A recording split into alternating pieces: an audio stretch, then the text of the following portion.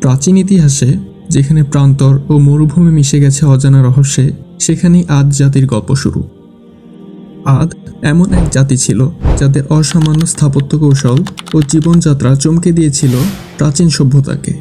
তবে পৃথিবীর ইতিহাসে সবথেকে শক্তিশালী এই জাতি ধ্বংস হয়ে গিয়েছিল নিজেদের অহংকার এবং দাম্ভিকতার কারণে। আল্লাহর ক্ষমতাকে অস্বীকার করে নিজেদের সর্বশ্রেষ্ঠ মনে করার কারণেই পতন হয়েছিল এই জাতির। পবিত্র কুরআনে উল্লেখিত ২৫ জন নবীর মধ্যে হুদ আলাইহিসসালাম অন্যতম। হুদ আলাইহিসসালামকে আল্লাহ তাআলা আদ জাতির হেদায়েতের জন্য প্রেরণ করেছিলেন। পবিত্র কুরআনে আল্লাহ তাআলা বলেন, আমি হুদ আলাইহিসসালামকে আদ জাতির হেদায়েতের জন্যই প্রেরণ করেছিলাম।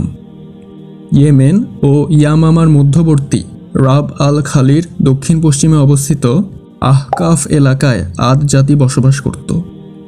যদি আধুনিক বিশ্বের দিকে তাকানো যায় তাহলে ওমানে অবস্থিত উবার শহরেই আদ জাতির রাজধানী ছিল, যাকে কুরআনে ইরাম বলা হয়েছে।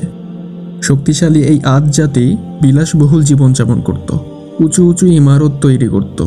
আর্থিকভাবেও এই জাতি ছিল সমৃদ্ধ। নূহ আলাইহিসসালামের জাতির মতো এই জাতি ছিল শিরকে লিপ্ত। তারা মূর্তি পূজা ছাড়াও বিভিন্ন কুসংস্কারে নিজেদের জড়িয়ে ফেলেছিল। শারীরিকভাবে শক্তিশালী হওয়ার কারণে এ জাতি ছিল অত্যন্ত নিষ্ঠুর। যখন তারা অন্য কোনো জাতিকে আক্রমণ করত তখন তারা ভীষণ নিষ্ঠুরতা এবং বর্বরতার পরিচয় দিত। আশেপাশে সকল জাতি ছিল তাদের অত্যাচারে অতিষ্ঠ। তাদের অত্যাচারের পরিমাণ যখন চরম পর্যায়ে পৌঁছে গেল তখন আল্লাহ তাআলা তাদেরই ভাই হুদ আলাইহিসসালামকে তাদের উপর প্রেরণ করলেন।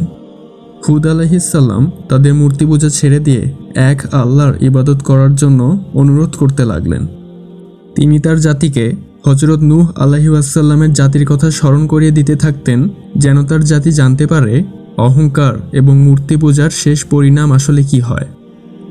হুদ আলাইহিসসালাম বলতেন, হে আমার জাতিগোষ্ঠীর লোকেরা, তোমরা এক আল্লাহর কাছে ক্ষমা চাও, তাহলে আকাশ থেকে আল্লাহ তাআলা তোমাদের উপর রহমত বর্ষণ করবেন। তোমাদের আল্লাহ তাআলা আরও শক্তিশালী করে দিবেন, আর তোমরা অবাধ্যতা করে মুখ ফিরিয়ে নিও না। কিন্তু তারা হযরত হুদ আলাইহিসসালামের দাওয়াতকে প্রত্যাখ্যান করল। তারা বলতে লাগলো, হে হুদ, তোমার নবী হওয়ার পিছনে আসলে কি প্রমাণ আছে? তোমার দাওয়াতে আমরা আমাদের পূর্ব প্রজন্মের ঐতিহ্যকে ভুলে যেতে পারবো না এবং তোমার কথায় আমরা বিশ্বাস করি না। হুদ আলাইহিসসালাম তাদেরকে আল্লাহর আযাবের ভয় দেখাতে থাকলেন, ঠিক যেমন নূহ আলাইহিসসালাম তার জাতিকে দেখিয়েছিলেন। কিন্তু নূহ আলাইহিসসালামের জাতির মতো হুদ আলাইহিসসালামের জাতির প্রতিক্রিয়াও একই ছিল। তারা বলতে লাগলো, তুমি যদি পারো তাহলে আমাদেরকে আযাব নিয়ে এসে দেখাও, যদি তুমি সত্যবাদী হয়ে থাকো। হুদ আলাইহিসসালাম যখন দেখলেন তার জাতি আল্লাহর একত্ববাদের বাণী গ্রহণ করবে না, তখন আল্লাহ তাআলা তাদের প্রচণ্ড বাতাসের মাধ্যমে ধ্বংস করে দেওয়ার ঘোষণা করলেন। এমন না যে হুদ আলাইহিসসালাম আদ জাতিকে তার নবী হওয়ার নিদর্শন দেখাননি। আদ জাতি ঠিকই বুঝতে পেরেছিল হুদ আলাইহিসসালাম সাধারণ কোনো মানুষ নন, কিন্তু তারা ছিল অবাধ্য। তারা অহংকারে বশবর্তী হয়ে হুদ আলাইহিসসালামকে অস্বীকার করেছিল। তাদের কৃতকর্মের শাস্তি হিসেবে আল্লাহ তাআলা টানা ৩ বছর বৃষ্টিপাত বন্ধ করে দেন। বৃষ্টির অভাবে তাদের শস্যক্ষেত কৃষিকাজের অযোগ্য হয়ে পড়ে। নদী নালা শুকিয়ে যায়, পানির অভাবে গাছপালা মরে যেতে থাকে। পুরো এলাকা মরুভূমিতে পরিণত হতে থাকে। প্রচণ্ড দুর্ভিক্ষ দেখা দেয়। কিন্তু আল্লাহ তাআলার আযাবের এই প্রাথমিক নিদর্শন দেখার পরও তারা ঈমান আনেনি। হঠাৎ একদিন আকাশে কালো মেঘ জমতে শুরু করে। মেঘ দেখে বৃষ্টিপাত হবে মনে করে তারা তাদের ঘর থেকে বেরিয়ে এসে আনন্দ উল্লাস করতে লাগলো। কিন্তু কিছুক্ষণ পরেই প্রচণ্ড ঠান্ডা বাতাস প্রবাহিত হতে শুরু করলে ঠান্ডার তীব্রতা সহ্য করতে না পেরে তারা তাদের ঘরের ভিতরে আশ্রয় নেয়। কিন্তু বাতাস আরও প্রচণ্ড গতিতে প্রবাহিত হতে শুরু করে।